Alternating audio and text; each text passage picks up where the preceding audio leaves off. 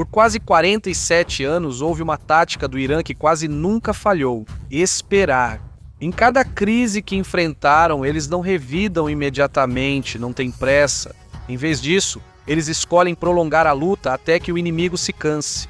Vamos relembrar a crise dos reféns do Irã em 1979. Isso durou 444 dias, eles não recuaram. Apenas esperaram até que a pressão cedesse. Foi o mesmo durante a guerra Irã-Iraque, que durou 8 anos. Não foi porque eles eram mais fortes, nem porque resistiram por mais tempo que Saddam Hussein. Até nas negociações do acordo nuclear, eles só têm uma estratégia: prolongar as negociações. Quanto mais tempo passa, eles esperam que os Estados Unidos se cansem, seja militarmente ou diplomaticamente. A crença deles é simples: eles acham que têm mais tempo do que o inimigo. Mas agora, parece que tudo está mudando. Por causa do novo bloqueio dos Estados Unidos, parece que a situação de repente se inverteu. No plano de paz que o Irã enviou aos Estados Unidos há apenas 2 dias, está claro o que eles pedem: acabar com o bloqueio em menos de 30 dias. Por que eles estão de repente com tanta pressa? Porque, na verdade, o tempo já não está mais do lado deles. Aos poucos, a economia deles está sendo sufocada. Antes de analisarmos esse plano de paz, vamos primeiro ver o quão grave está a situação dentro do Irã. Um dos maiores problemas deles agora é que já não tem mais onde armazenar o petróleo.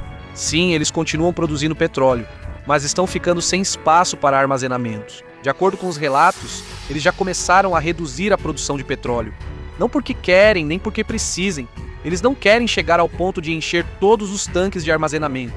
Se isso acontecer, toda a infraestrutura de petróleo deles pode ser danificada. E se forem obrigados a fechar completamente os poços de petróleo, não é certo se será fácil restaurar isso. Mesmo que as operações digam que a situação está sob controle, as ações deles mostram outra coisa.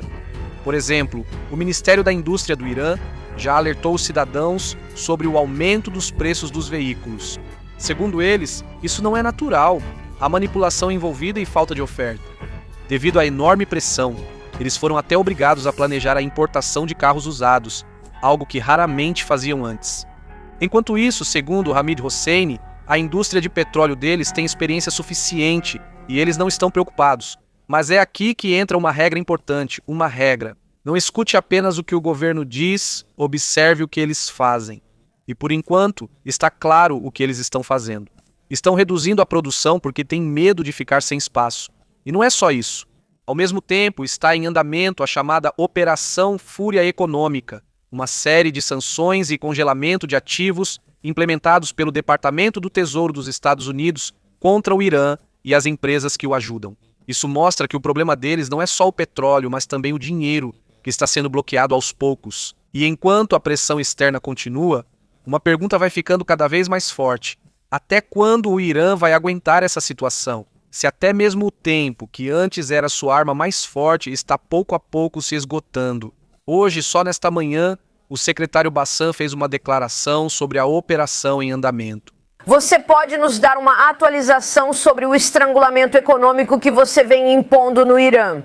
Você ainda pretende aplicar sanções secundárias ou sanções ao Irã ou àqueles que fazem negócios com o Irã? Sim, e Maria, só para lembrar você e seus telespectadores, isso começou com a ordem do presidente Trump em março passado sobre a política de pressão máxima. E há 3 semanas o presidente deu a ordem para o Tesouro e para mim para dar início à ofensiva econômica. É como se tivéssemos corrido uma maratona nos últimos 12 meses e agora estivéssemos em velocidade máxima rumo à chegada. E posso te dizer que estamos sufocando o regime e eles não conseguem pagar seus soldados. Isso é um verdadeiro bloqueio econômico, envolve todas as áreas do governo, todos estão envolvidos. É o bloqueio que a nossa grande marinha está fazendo, nenhum navio está passando, e aumentamos a pressão sobre qualquer um que tente enviar dinheiro para o Irã para ajudar a Guarda Revolucionária Islâmica. Eles são uma instituição corrupta. Eles vêm roubando o povo iraniano há anos. Eles têm dinheiro no exterior. Nós rastreamos isso. Continuaremos rastreando isso. E vamos preservar esses ativos para o povo iraniano do outro lado desse conflito. Mas, de acordo com a nova atualização, o Irã cometeu um grande erro que piorou ainda mais a situação deles. É como se eles mesmos tivessem se colocado em uma posição difícil. Antes havia um país que ficava em silêncio, não se envolvia, e às vezes até deixava passar algumas ações do Irã. Esse país era os Emirados Árabes Unidos. Durante alguns anos, a Guarda Revolucionária Islâmica do Irã supostamente utilizou empresas, especialmente as chamadas empresas de fachada, sediadas nos Emirados Árabes Unidos, para escapar das sanções. Mesmo que isso não fosse apoiado abertamente, também não era rigidamente impedido antes. Mas tudo mudou quando o conflito estourou. No auge do conflito, o Irã lançou cerca de 2.000 mísseis e drones em direção aos Emirados Árabes Unidos. E foi aí que a paciência dos Emirados Árabes Unidos se esgotou. Desde então, eles não fazem mais vista grossa. Em vez disso, tornaram-se mais agressivos na busca por contas conectadas ao Irã. Ao encontrar alguma, agiam imediatamente congelando os fundos. Eles calcularam errado quando começaram a bombardear seus vizinhos do Golfo com o uso direto da força. E, em resposta, os vizinhos do Golfo, que eu descreveria como um tanto permissivos ao permitir que dinheiro da Guarda Revolucionária Iraniana e do regime iraniano entrasse em seus sistemas bancários, têm sido muito colaborativos. E vieram até nós, nos deram os detalhes e nos permitiram congelar esses ativos. Então, a Guarda Revolucionária Iraniana está vendo seus ativos roubados por anos, décadas, por 47 anos serem congelados e desaparecerem rapidamente. Os Emirados Árabes Unidos decidiram que a OPEP não atende aos interesses deles. A maioria dos monopólios eventualmente colapsa sob seu próprio peso. E Maria, podemos falar sobre isso agora ou daqui a pouco? Mas isso me dá muito otimismo de que os preços do petróleo, do outro lado desse conflito, vão estar muito mais baixos do que estavam antes. Ou no começo do ano, ou em qualquer momento de 2020, 2025. Mas mesmo com a pressão muito forte contra o Irã, eles ainda têm uma brecha que usam para dar um alívio à sua economia. E essa brecha está na fronteira entre o Irã e o Paquistão. Se você reparar nas imagens, o movimento de caminhões e motocicletas é constante. Há cargas de petróleo e outros produtos que são levados secretamente de um país para o outro. Esta é uma das maneiras que o Irã encontrou para escapar do bloqueio naval dos Estados Unidos, que praticamente estrangulou seu comércio, especialmente exportações e importações. Isso é um pouco surpreendente, porque, se você pensar bem, o Paquistão deveria estar do lado dos Estados Unidos por causa da grande quantidade de ajuda que recebe deles. Mas, na realidade, a história é diferente. No Paquistão, mesmo havendo um governo civil, ele não é quem realmente detém o controle.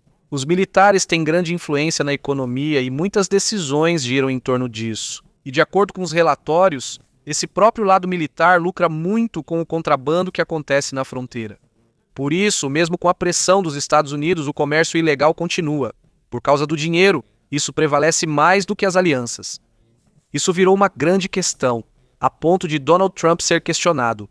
Porém, ele acabou se esquivando da resposta. Ele apenas expressou respeito pelo Paquistão e por seus líderes.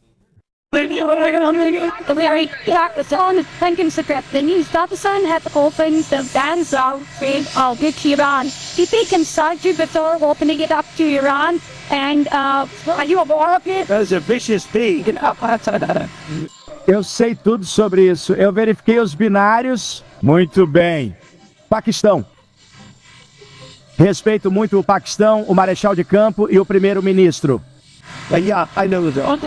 Isso significa que, mesmo que os Estados Unidos saibam o que está acontecendo, ainda não está claro como eles vão resolver isso. Mas há um ponto importante aqui. Sim, há contrabando. Sim, há vazamento no sistema. Mas isso é pequeno comparado às operações que eles tinham antes. Pense bem, um petroleiro pode transportar 2 milhões de barris de petróleo em uma única viagem. Para igualar isso usando uma moto com um pequeno recipiente, você precisaria de cerca de 17.000 motos, quase impossível. Então, mesmo que haja um pouco de contrabando, isso não consegue substituir o volume do comércio perdido do Irã no mar. Agora, vamos passar para a questão das negociações. Surgiram detalhes sobre o novo plano de paz que o Irã enviou aos Estados Unidos. Mas um lembrete, todas essas informações vêm da mídia iraniana. Isso significa que só veremos aqui as coisas que favorecem o Irã. Eles não vão divulgar os compromissos ou concessões que possam ter feito. De acordo com as fontes, esse plano tem 3 etapas principais, e o objetivo é acabar com o conflito em 30 dias. Na primeira fase, eles planejam reabrir gradualmente o Estreito de Hormuz e remover o bloqueio dos seus portos. Isso também inclui uma promessa de não agressão, ou seja, ninguém vai atacar, inclusive Israel. Na segunda fase, o Irã será autorizado a retomar o enriquecimento de urânio, mas limitado a 3,6%. Condição: nada de esconder ou armazenar.